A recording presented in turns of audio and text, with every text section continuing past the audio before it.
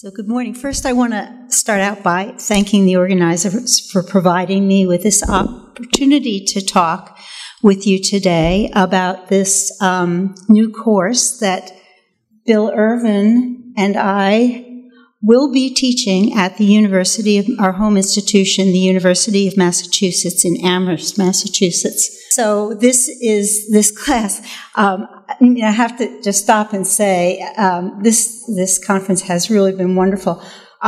We have changed our ideas on on our course, like every minute of this conference. After Chris's talk too, I've changed my thinking in terms of how we will deliver this course. So this is an honors seminar. It's the opposite of a MOOC. It's going to be a very small class, actually. It's an honors seminar, and it's a new requirement of the University of Massachusetts Honors College, known as Commonwealth Honors College, or ComColl for short.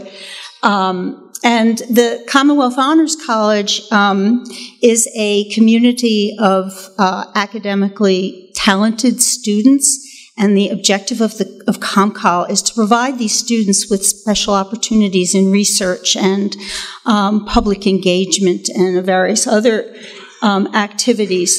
And it serves to recruit some of the best students in the Commonwealth of Massachusetts to the University of Massachusetts, which is a public university. And in Massachusetts, we have some competition in universities with Harvard and MIT, and so to attract these very talented students, that's one of the objectives of the Commonwealth Honors College. And so the Commonwealth Honors College has this new requirement for third year or juniors, for third year students, which is an honors seminar. And this course that we are proposing would fulfill this requirement for an honors seminar. So this is a 1-credit seminar-style course that meets once a week for 50 minutes. And the enrollment is limited to 15 students. So this is a very small class. It's open to honor students of any majors. Advanced knowledge of the topic is not required. And so in thinking about devising this course, this was very important to us of how to present astrobiology to the wide spectrum of students that we might get in this course, not just scientists, but English majors, poets, musicians. And so a little bit more on the goals that Commonwealth Honors College sees for this course. It's to help students propose questions for their senior thesis, which is a requirement for all students to write a senior thesis, and to help prepare these students with skills necessary for success in the professional workplace. These are some lofty goals of ComColl. That's what they do. Facilitate contact between students and faculty in a small seminar-style setting, which is, I think, great.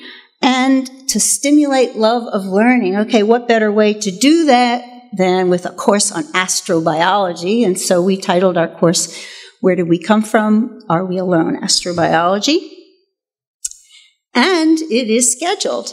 Actually, when we wrote this abstract, we weren't 100% sure that our proposal for this would be accepted, but it has been scheduled, and we will be teaching next month. And so in our proposal, we gave a rather typical definition for astrobiology as the multidisciplinary study for the origin and evolution of life and distribution in the universe. And then the topics we covered are, of course, just as has been said about other astrobiology courses, following a pretty typical line of the origins and evolution of life, and perhaps what defines life, the essential conditions on life, what's required for habitability, search and exoplanets, and of course we would emphasize with all the new exoplanets this aspect. How do we search? How do we detect them?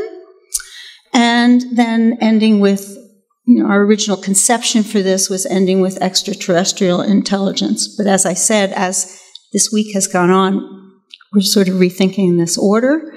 And, of course, we've added to this astrobioethics, which seems, for this group of students, seems like an excellent question to address in a seminar course like this. And so the resources that we will use for this is David Catling's book on astrobiology, with readings to provide the students with backgrounds for their in-class discussions.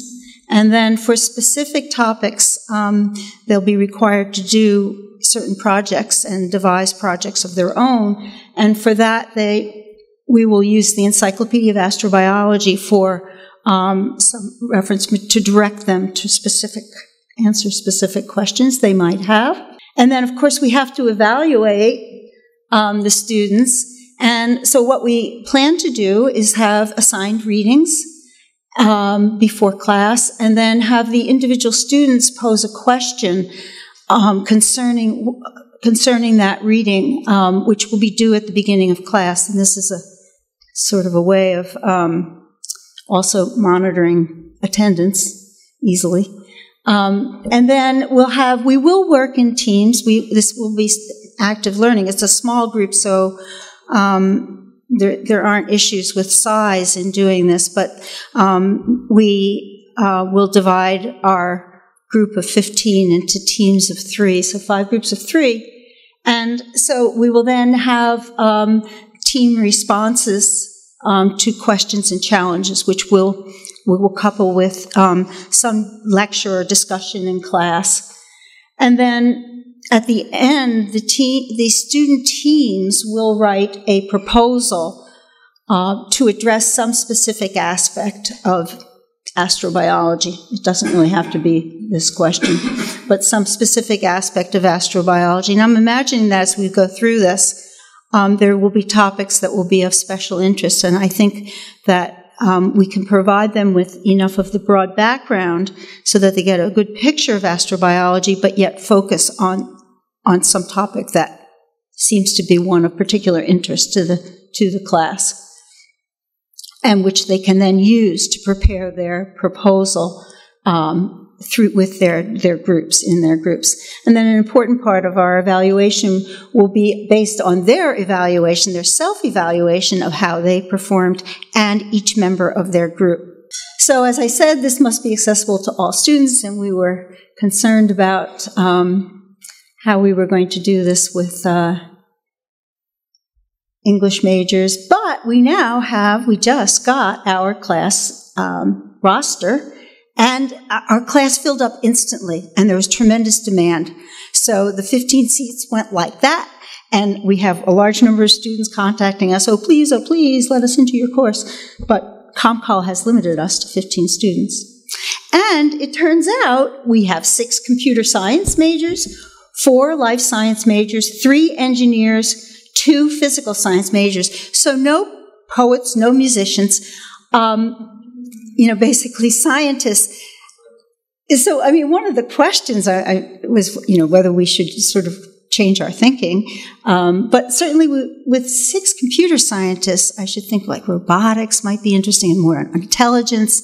And so I think we will let the class kind of direct us to the subjects which are of greatest interest to them. But I am very interested in your thoughts on this too. So in thinking about how are we going to direct this course, how will we approach it, what we plan to do is before the course starts, we can put a requirement for the students to do a particular reading before the first day of class.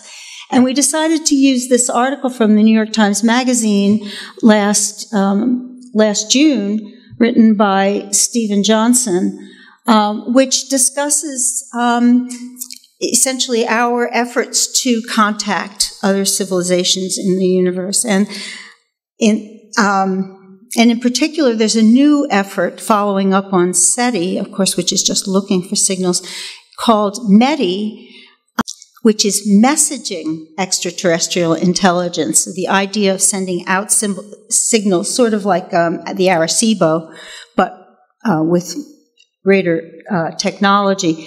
And this brings up a large number of questions and sort of, I think, directs the students towards thinking about what typically is presented at the end of an astrobiology course, this extraterrestrial, the intelligence and the search for extraterrestrial intelligence. And it includes a discussion of the Drake equation, and so thinking too that sort of focusing on this, lots of presentations of the Drake equation. This is all familiar, I know.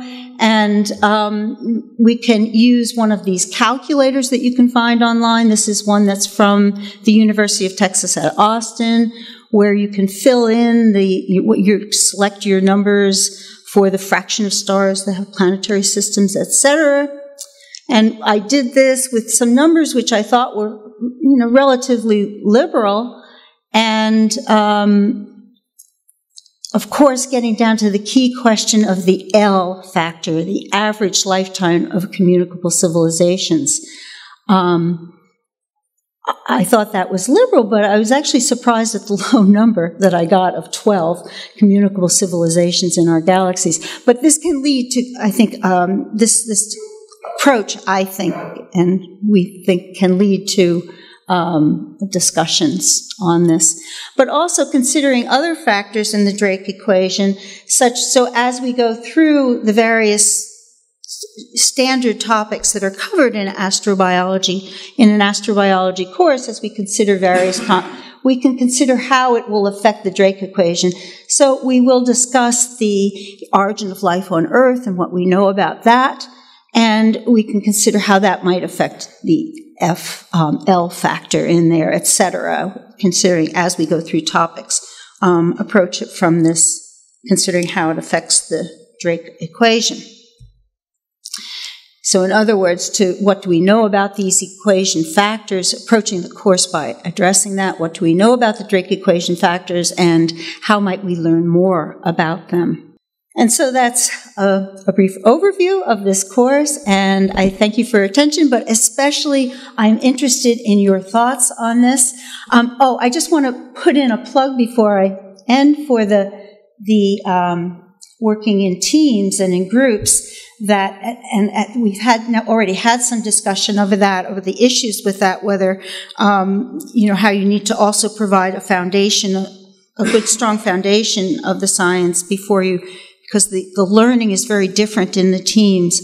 But we have had experience with that, and I think coupled with lectures and the teamwork, that will be our approach to take that. But I certainly am interested in hearing more on that, so I thank you.